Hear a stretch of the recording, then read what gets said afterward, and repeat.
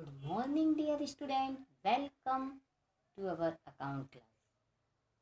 So, today we will discuss about introduction of account, the accounting. ये देखिए, ये आपका फर्स्ट चैप्टर है.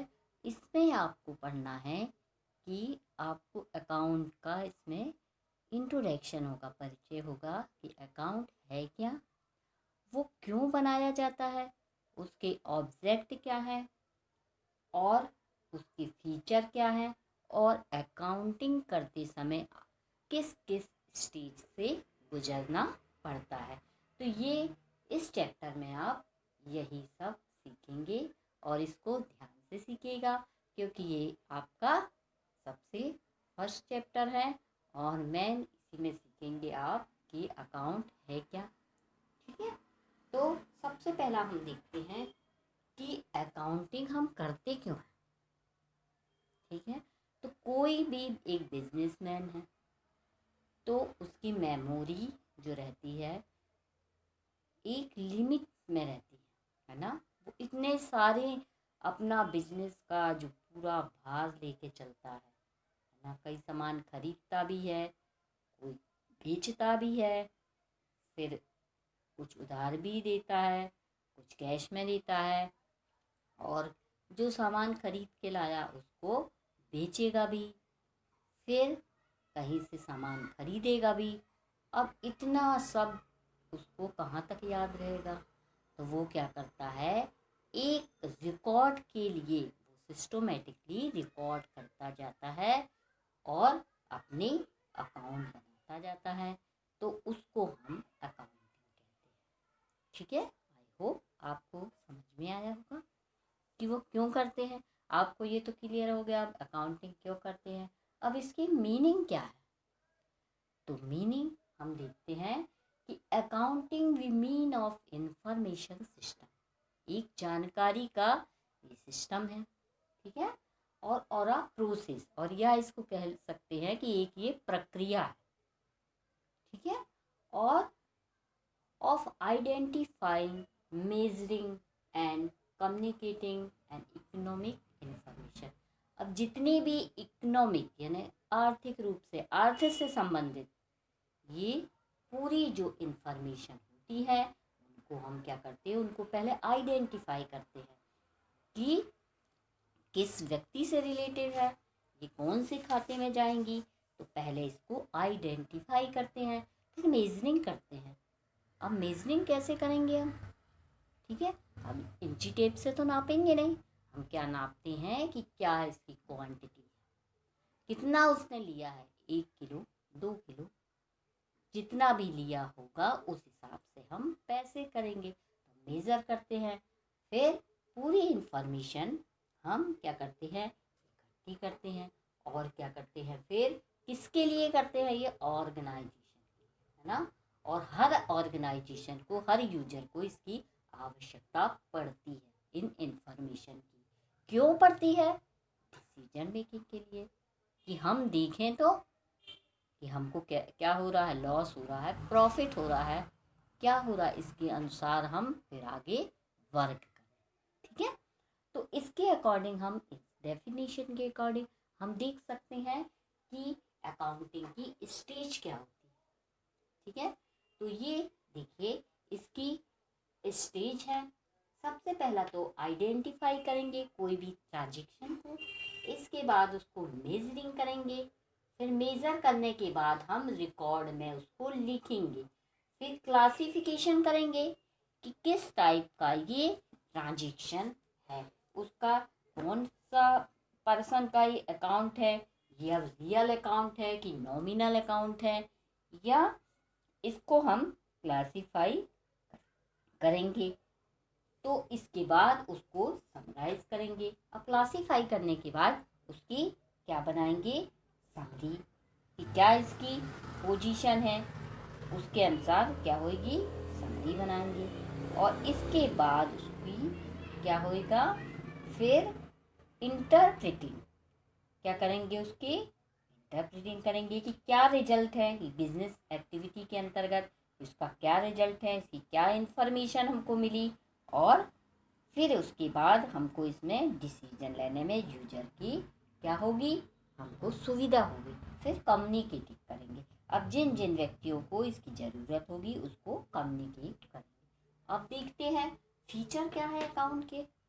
तो फीचर देखते हैं। फीचर क्या है, सबसे पहला तो art as well as science. ये क्या है, आर्ट भी है और साइंस भी है। अब आर्ट क्यों है, क्योंकि इसमें कलाकारी रहती है, कला है इनको लिखना। अकाउंटिंग को भी लिखना एक कला है, इसलिए इसको क्या कहा गया है, आर्ट। अब ये तो नियम तो सभी को ही फॉलो करते हैं, पर उसको क्या है, ये भी लिखने की एक कला है। कॉपी तो अब हमेशा सभी बच्चे बनाते हैं और सभी टीचर सबको एक सा पढ़ाती है, और कई बच्चों की कॉपी बहुत खूबसूरती से बनी रहती है, कई बच्चों की कॉपी ऐसे ही, तो वही वो भी एक कला है ना। वैसे ही खाते तो सभी बनाते हैं, पर ये भी लिखने की एक कला है। और एज वेल एज साइंस यानी आर्ट है। अब लिखा अच्छे से तो ये आर्ट हो गया। और साइंस कैसे है, इसमें कुछ रूल्स फॉलो किए जाते हैं। जैसे साइंस में है कि जैसे ग्रेविटी का रूल्स ले लीजिए कि वस्तु जो है कहाँ से गिरेगी, ऊपर से नीचे ही गिरेगी, नीचे से ऊपर नहीं जाएगी। वैसे ही जो ट्रांजेक्शन डेबिट होना है तो वो डेबिट ही होगा, क्रेडिट होना है तो क्रेडिट भी होगा। तो इसीलिए क्या है, ये आर्ट है एज वेल एज साइंस भी है। अब देखते हैं मॉनेटरी ऑर्गेनाइजेशन क्या है।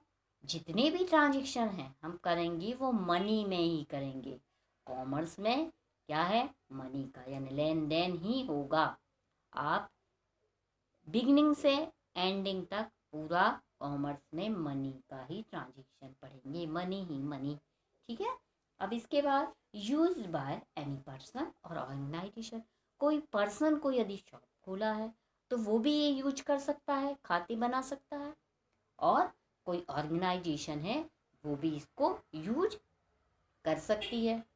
ये जरूरी नहीं है कि ऑर्गेनाइजेशन ही यूज करे, कोई पर्सन नहीं कर सकता, सभी लोग इसको कर सकते हैं।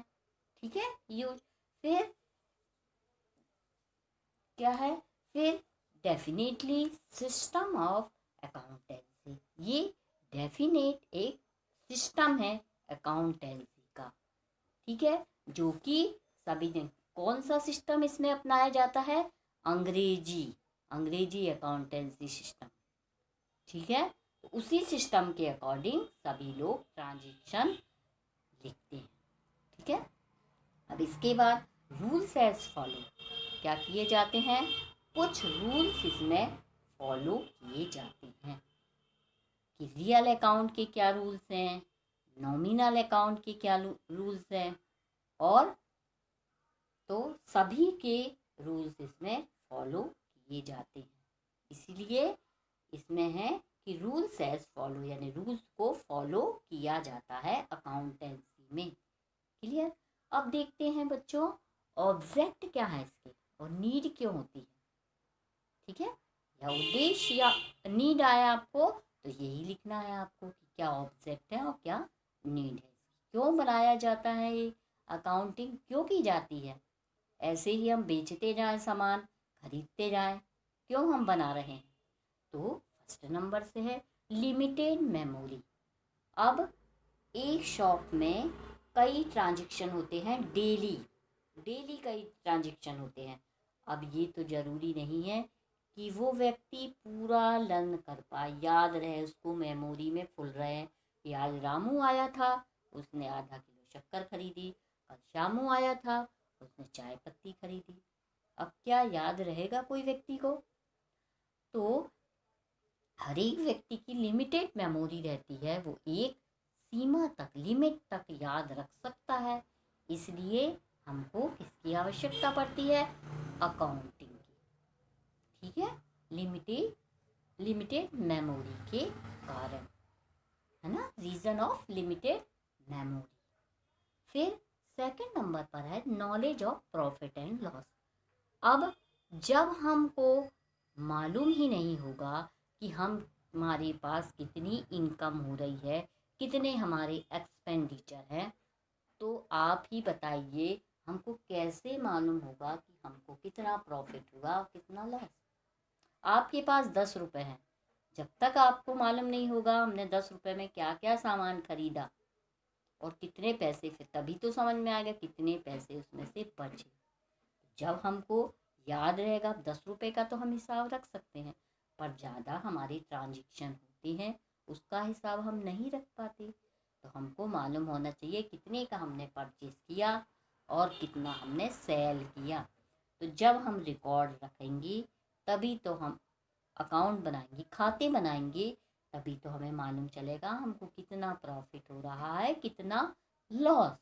ठीक है, तो इसलिए हम क्या करते हैं, अकाउंटिंग करते हैं। थर्ड नंबर पर देखिए, नॉलेज ऑफ फाइनेंशियल पोजीशन।